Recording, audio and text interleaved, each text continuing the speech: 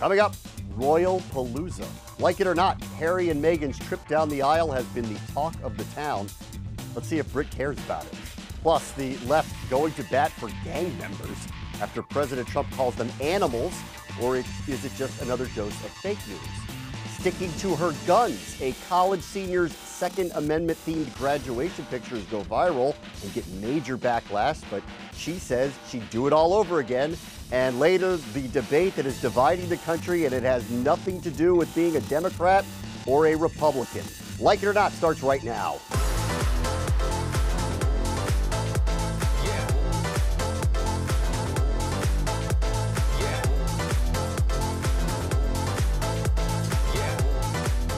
Hey there, thanks for joining us with Guy Lambert and Britt McHenry. I'm Bram Weinstein. What a day on Saturday. You could wake up to a royal wedding and then attend the polar opposite of a royal wedding, the infield at the Preakness Stakes. That's an experience all in itself. Yeah. I wasn't excited for the royal wedding, but now it's an excuse to brunch really hard. Yeah. So I'm feeling it. Right? And put milk in your tea, too, and not have everybody laugh at you. Yeah. That's another good reason. If brunch is at 6 a.m., by the way. Let's check what's trending here. First up, of course, it is the royal wedding. And Cinderella is for reals, my people. Maybe there is a reason that fairy tales don't have a father figure in it, because this American dad is not so into his daughter becoming a royal. Our homie, Meghan Markle, is marrying Prince Harry. Harry's dad, Charles, will accompany Meg's, come on, it's only a matter of time, down the aisle in place of her father, who is dealing with heart issues. That depends on who you ask, has something to do with this marriage. No one throws a wedding like the Brits. So, like it or not, get up early or take it all in and sleep late in Brexit. I'm going to be up early. I'm team get out of bed. I say this, I'll probably wake up at 11. But I want to have some mimosas and get in on it. Yeah. I do think it's laughable, though. Like, what is the appeal? It's like a cultural event. They haven't let go of this thing for some reason. And I don't know why. They're okay with this continuing, even if it's a farce. These people have no power, really. They have zero power. Right. And for girls thinking this is a fairy tale that can happen to them, sorry. No royal is proposing to you. She is going to live a life that no one else lives. She is going to live a life that no one else lives. That is for sure. I would love to live that life. I think this is a royal mess. Have you seen all the drama surrounding what's going on day in and day out? By the way, her dad's not coming, but guess who is? Prince Philip, who's 96 years old and had hip surgery, a couple of weeks ago? He could make it. Why can't her dad make it? Why can't her dad make it? Because he was staging photos to the paparazzi. That health problem, it was probably the heart attack he got on the phone when the royal said, hey, buddy, stop talking. You're not coming to the wedding anymore. Have these people seen Hamilton? Don't they know that us Americans are kind of a pain in the butt? Don't they know that? Haven't they figured that part out yet? I have an issue, though, and I think it's going to surprise you guys, coming from the conservative mind over here. What's the issue, Britt? I read, and the UK police are disputing this, that they're trying to push the homeless people out of the carriage pathway, right? So Meghan and Harry are going to be the prince and princess of the people, or Duchess. Unless those people live on the street, then get out of the way as our carriage rolls by. And why are they spending all the taxpayers' money on this huge ordeal of a wedding, but they're letting people camp out and they're getting rid of homeless people? I think it's a little cruel. Man, they're royals. The NFL did this in San Francisco. They moved all the homeless people away when the Super Bowl was there. Staff can't even say goodbye to them as they walk out, by the way. President Trump is an early riser. He likes to tweet. What's this one going to be about? Markle isn't hot enough to marry a Trump? Hashtag not my princess. Hashtag sad. Hashtag witch hunt. Jokes aside, Trump said something this past week that didn't need any follow-up questions of what he meant, because it came directly from his mouth. We're taking people out of the country. You wouldn't believe how bad these people are. These aren't people. These are animals.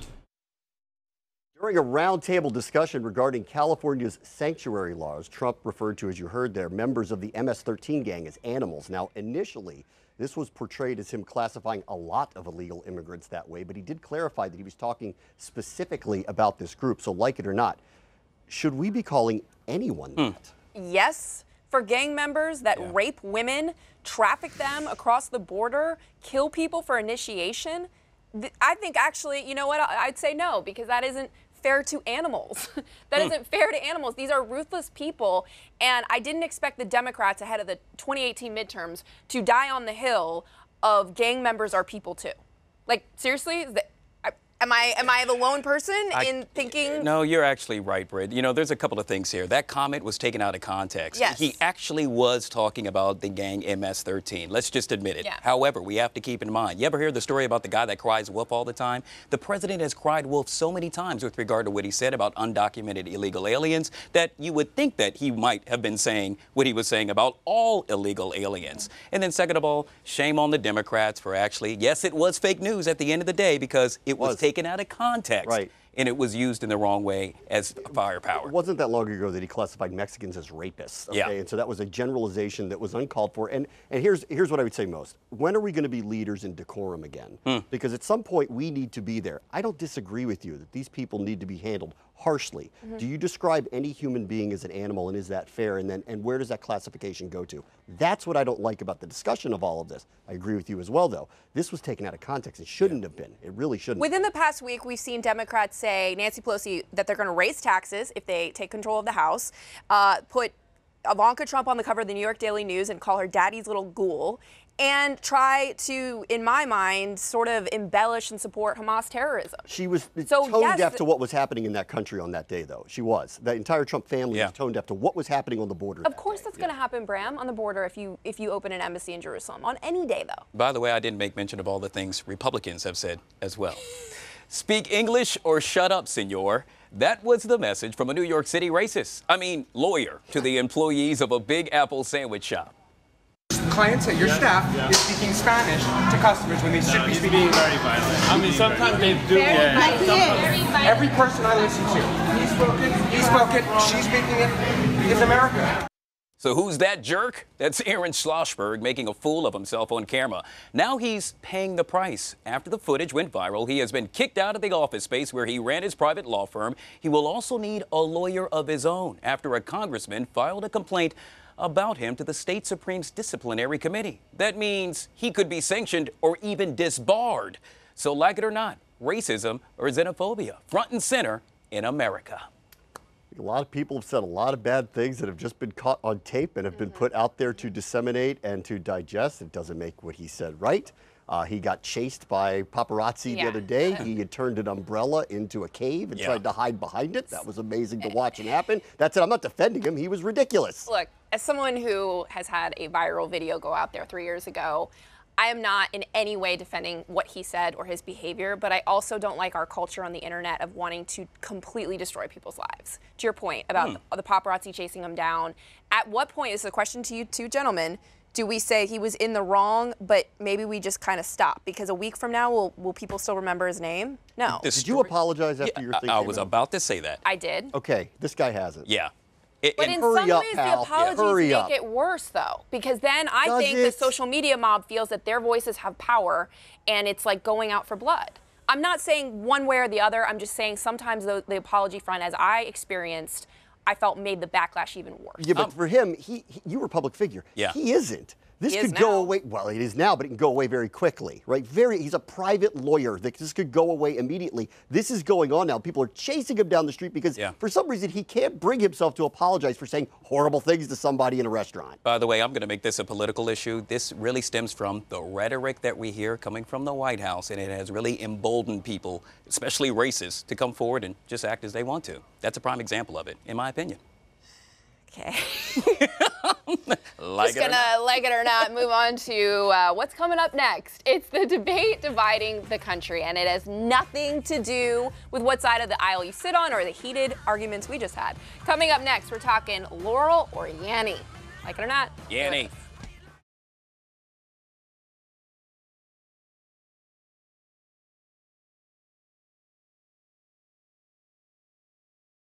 white and gold dress or blue and black. We thought that was the biggest cultural phenomenon, but now it's not the case. That was white and gold. I'd say blue. Black. We always agreed. Yeah. Disagree. You thought it was white too? No, I thought it was blue. There you go. Majority. All right, of all the things tearing the country apart, few people would probably guess the most heated debate would come down to audio. Laurel. Laurel. Laurel. Laurel. Half the country hears the word Laurel, which is actually what is being said. The other half hears a higher frequency, which makes it sound like Yanny. Everyone is waiting on the debate, including Ivanka Trump, Kellyanne Conway, Sarah Huckabee Sanders, President Trump, and the rest of the White House staff. They actually had a pretty funny video about it. So, like it or not, what do you hear? I personally hear Yanny, and I've listened to it over. You heard Yanny just now? I heard Yanny just now, but when I listened to it before. Are you lying? No, I did say I heard Yanny. I keep feeling like this is some kind of ruse, and people are just saying I'm hearing something I'm not. Right. What did you hear? Laurel. I heard Laurel, but for the predominant time, I've been hearing Yanny. Yeah. So what's going on? Are they altering? They played a different tape, is what I'm trying to tell you. Oh, so there's different tapes of this. I don't know, but like, how would I hear Laurel and you hear Yanny? That doesn't make any sense. Because he's more susceptible to higher frequencies. Are you?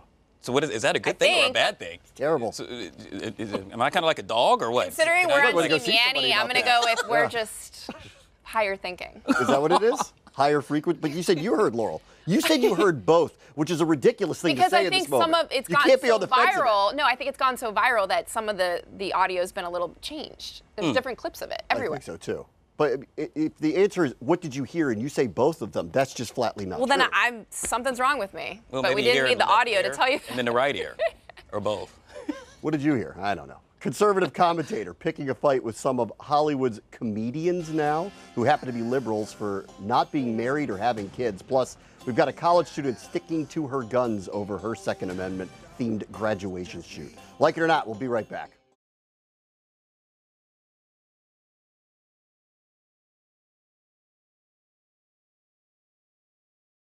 We're going to be nice to people again. 2019, 2020, what do you think? 2025. Yeah? Yeah. I think we're long gone. Gone? The internet's ruined everything. We need Tipper Gore to put some controls on Twitter. Good luck. Okay. Look that up. Candace Owens has figured out this Twitter thing. Only the snowflakes are figuring out how to not get triggered these days. Hey, we're making progress in 2018.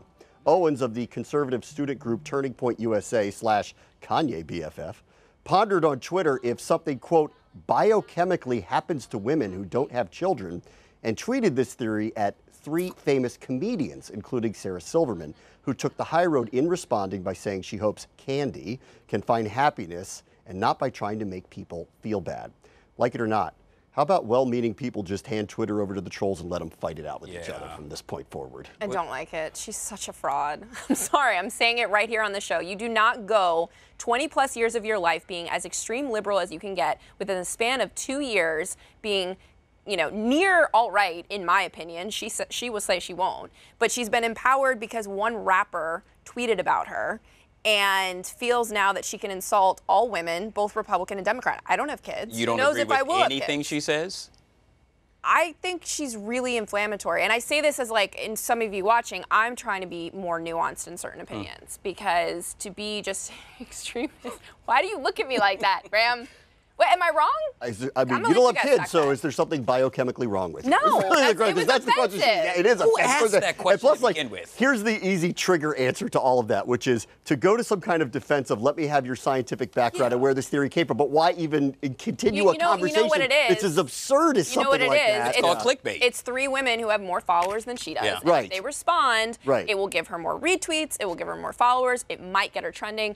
That is what we're starting to see with both sides of the aisle of some extreme punditry. She's not married, doesn't have kids, right? Maybe she's saying there's something biochemically wrong with me. Well, we already knew that. Yeah. Had she Googled it, she would have seen Live Science actually did a study on that back in 2012. Women without children. They did? Less distressed. Look it up. Live Science. I mean, I just want to get away from this bumper sticker talk, these random tweets about, I saw one the other day that, we don't care about global warming, we care about global government. What? What does that even mean? And I am a conservative, so take it away, guys. Well, she got what she wanted. We're talking about her, and that's all she wanted.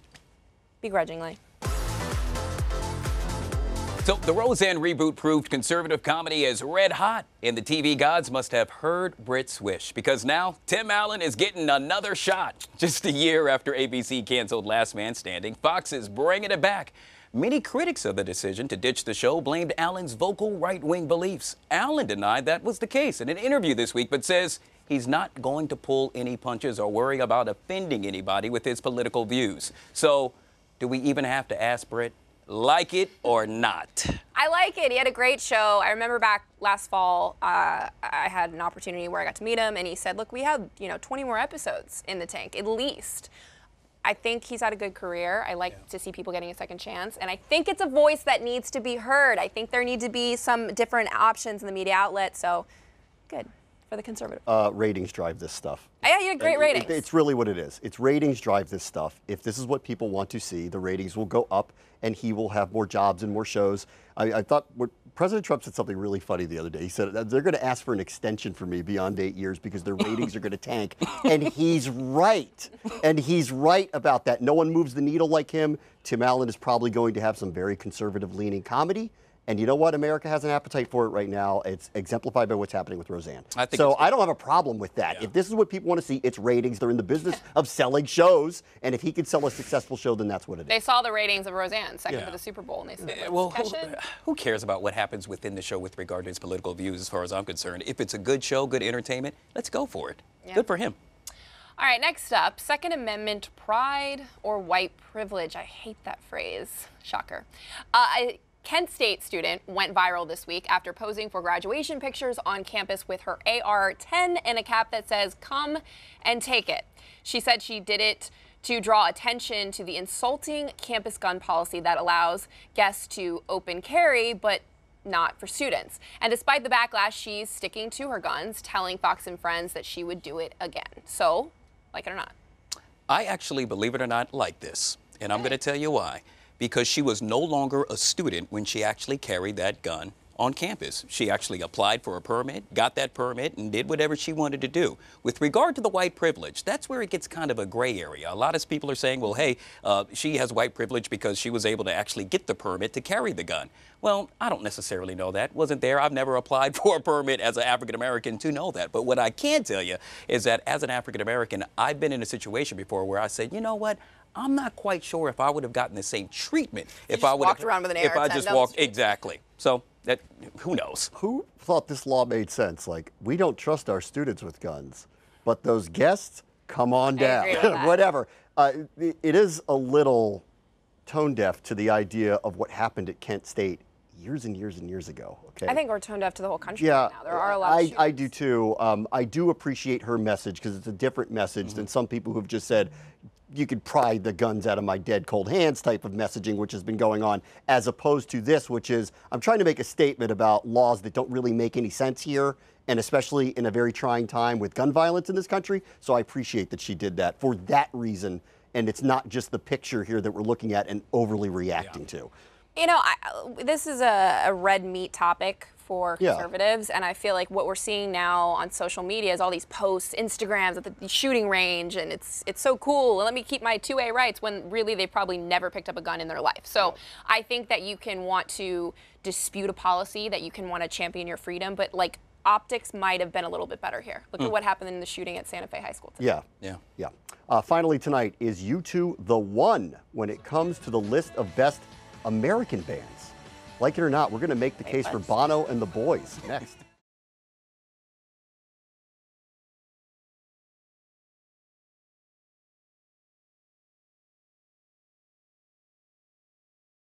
Who's the best American recording artist ever? Of all time? Yeah, who do you think? Hands down, Michael Jackson. I was just going to say Michael Jackson, actually. I think maybe Elvis, maybe, possibility. Like, wait, like singer or performer? Singer, Aretha Franklin. John Coltrane. Aretha Franklin's a great one. James Brown. Janet Jackson was just a great performer. Yeah. Here's a better question, though. Spears. Best U.S. band ever. Sorry, the Beatles, Led Zeppelin, and the Stones, they are British. AC/DC is Australian. It might have been Nirvana. Is it really the Foo Fighters? Here's one thing for sure, it is not Smash Mouth. No, the best American band might be U2, even though they aren't American, they are Irish. But Forbes magazine made a compelling argument that they may be because of their love and affinity for the United States, in not only their extensive catalog, which includes many American references, but in all of their social awareness missions. So like it or not, if the Brits can claim Meghan Markle, we get Bono. Hey, I'm taking it. Is that a fair trade? Yeah, that's a fair trade. For us? Are you kidding? Yeah, we won that war. We won, As usual, we continue to dominate the Brits. That's right. We win again. Keep your America great again. We don't want it. We'll take your Bono. I got Tom Petty and the Heartbreakers, the Eagles, the Beach Boys. What else is there? Exactly. This is hard. If you try to think about who are the great all-time American bands, it's hard to come up with them. Most of them are British. It's very difficult to come up with great rock bands. They have 23 Grammys, U2. I mean, that hands down, that just says it alone. Wasn't there an album that Apple gave us all for free, like forced upon us, of U2? Of U2? Years ago?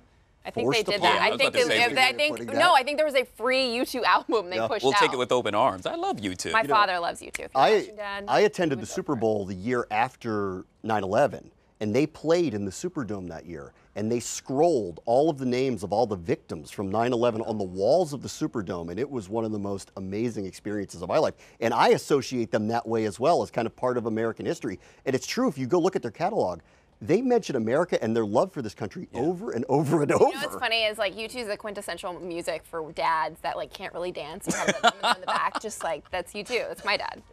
So what does that say for me? Is that why I hear Yanny and not Laurel? I'm on your team. We're Yannies. I'm an old dude. Yeah. Okay, whatever. Megs and Harry, where are they going for their honeymoon? What do you think?